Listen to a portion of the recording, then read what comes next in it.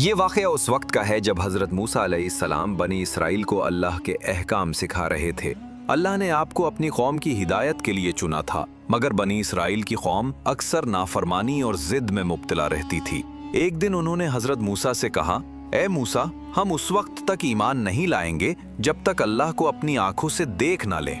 یہ جملہ اللہ تعالیٰ کے سامنے بہت بڑی گستاخی تھی۔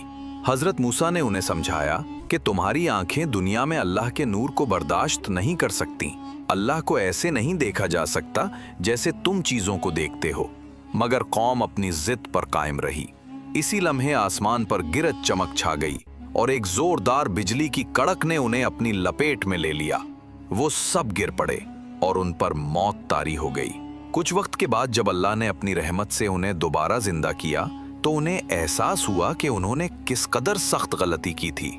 انہوں نے شرمندہ ہو کر اللہ سے توبہ کی اور وعدہ کیا کہ آئندہ ایسی گستاخی نہیں کریں گے۔